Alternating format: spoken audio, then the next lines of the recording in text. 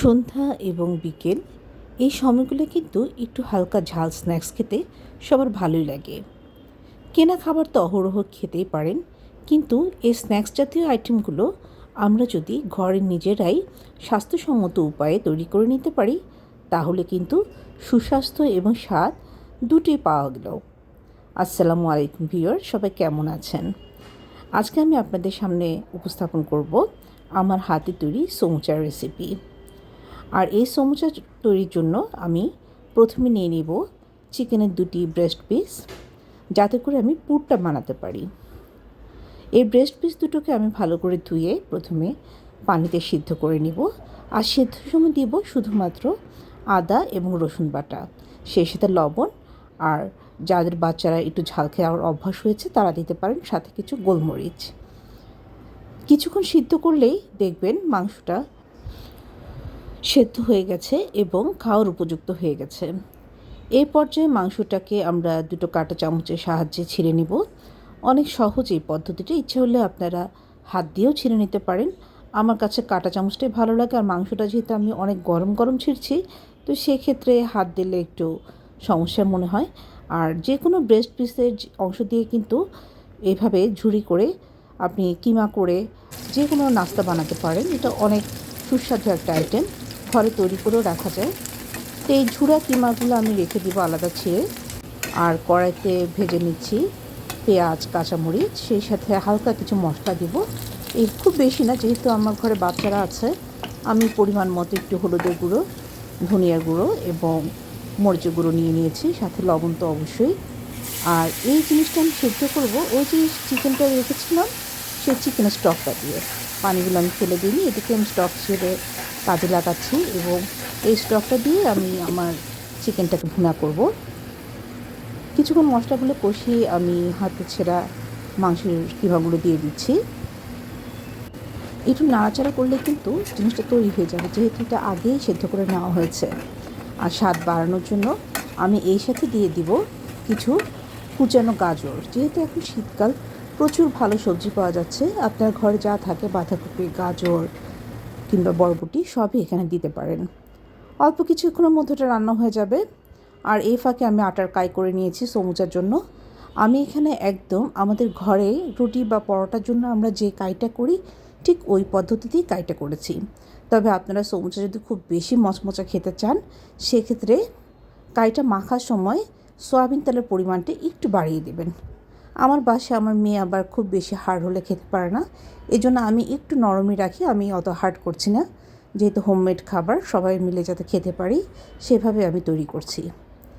আমার যে কাই আছে সেখান থেকে আমি ছোটো ছোটো লেচি কেটে নিলাম। লেচিগুলো থেকে একদম সাধারণ পদ্ধতিতে আমরা রুটি বানিয়ে নিব। আসলে সমুচা বানানোর মূল টেকনিক কিন্তু এখানে। সমুচার ভাঁজ কিন্তু সবাই জানে না, দিতে পারে না, কিংবা এই যে সমুচাটা কীভাবে আমরা পাতলা করব, কীভাবে আমরা শীটটা রেডি করব, এটা পারে না। তো সেই জন্যই আমি ছোট্ট একটা পদক্ষেপ নিয়েছি। এখন অবশ্য আমার যেতে অনেকে ভালো পারেন, কারণ আমি তো এক্সপার্ট না, আমি একেবারেই ঘরোয়া শখের রাঁধুনি। তো আমাদের মতো যারা শখের রাঁধুনি আছে, এক্সপার্ট নন, তারা কিভাবে ঘরে সমুচাটা তৈরি করতে পারবেন একটু খেয়াল করলে কিন্তু দেখতে পাবেন। আমি সংক্ষেপে আপনাদেরকে দেখিয়ে দিব যেভাবে আমি তৈরি করি ঘরে। আমি প্রথমে দুটো রুটি বানিয়ে নিচ্ছি।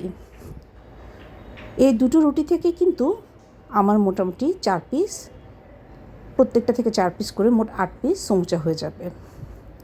একটু খেয়াল করে দেখুন, একদম সাধারণ পদ্ধতিতে যেভাবে আমরা রুটিগুলো বেলি সেভাবে আমি রুটিটা বেললাম। একটা রুটির মধ্যে ভালো করে তেল মেখে নিচ্ছি।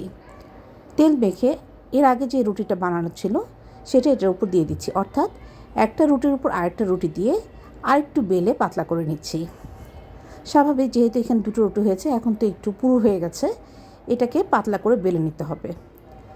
যাদের ঘরে অনেক বেশি সমুচা একসাথে তৈরি করবেন, তারা 4টা শিট একসাথে বানাবেন। সেক্ষেত্রে একটার উপর একটা দিয়ে এভাবে 4টা রুটি দিয়ে নেবেন। আমার যেহেতু পরিবারের সদস্য কম, অল্প করে বানাবো, আমি শুধু দুটো দিয়ে আপাতত আপনাদেরকে দেখাচ্ছি।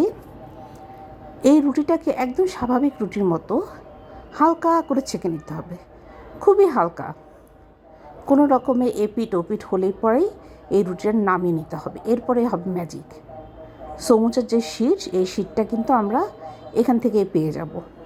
এবং এত সহজ, আমার এই পদ্ধতিটা দেখলে আপনারা খুব সহজে ঘরে একটু মচমচা সুন্দর সমুচা তৈরি করতে পারবেন আশা করি। এই যে কিছুক্ষণ রাখলাম, এপিট ওপিট করলাম, তুলে ফেলবো। দ্বিতীয়বার কিন্তু আর দিব না। এবার দেখুন আমি শীটটা কীভাবে তৈরি করছি। যেহেতু ভিতরে তেল ছিল, আর একবার ছ্যাঁকা মাত্রই কিন্তু দুটো রুটি আবার আলাদা হয়ে গেল আগের মতো, এবং অনেক পাতলা। দেখুন আমার হাত দেখা যাচ্ছে, এবং আমার যে মার্বেলের পিঁড়িটা আছে রুটি বেলার জন্য, সেটাও কিন্তু ভিতর দিয়ে খুব সুন্দরভাবে স্পষ্ট দেখা যাচ্ছে। তো এরকম পাতলা হলেই কিন্তু মোটামুটি মনে করবেন যে আপনার সমুচা শীট তৈরি। তো এই শীটগুলোকে থেকে দেখুন আমি প্রত্যেকটা রুটিকে 4 ভাগ করে নিলাম।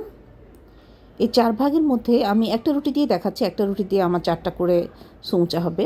তো এই 4 ভাগের মধ্যে আমি আমার পূর্বে বানিয়ে রাখা যে পুরটা তৈরি করেছিলাম চিকেনের, সেটা ভরে দিব।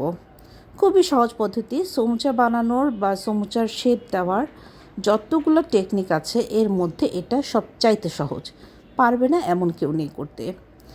পুরটা ভরে দেবেন। পুরটা ভরে আপনাকে আমি সাইজটা দেখাবো যে কীভাবে শেপটা আনবেন। এই শেপটা আনাও কিন্তু খুব সহজ। এখানে দেখুন আমি একটা বাটিতে শুধু সিম্পল আটা এবং পানিগুলো নিয়েছি। এটা আমি আইকা বা আঠা হিসেবে ইউজ করব মুখগুলো সিল করার জন্য। এবং এটা এত সহজ।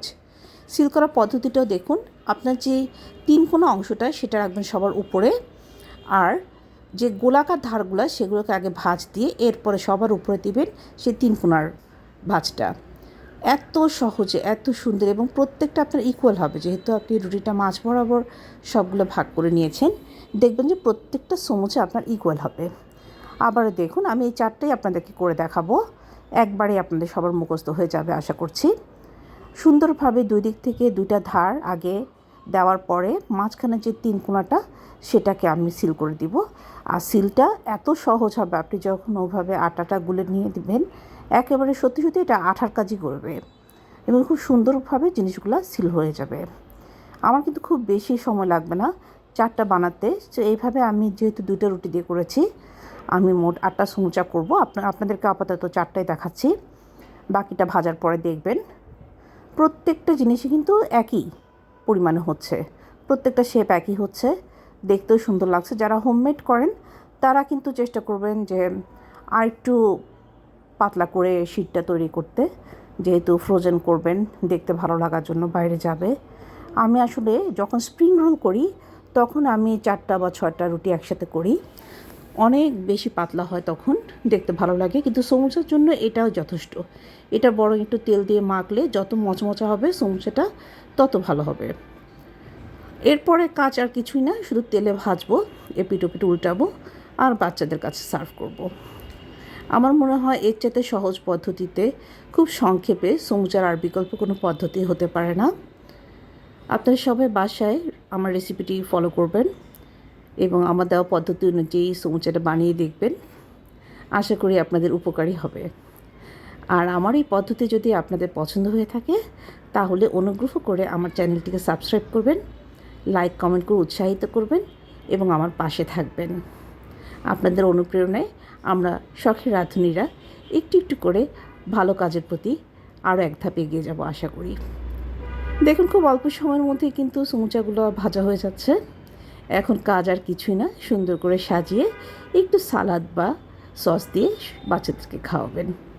সবার জন্য শুভকামনা রইল, সবার সুস্বাস্থ্য কামনা রইল। সবাই হেলদি খাবেন, ভালো খাবেন, হেলদি থাকবেন। আসসালামু আলাইকুম।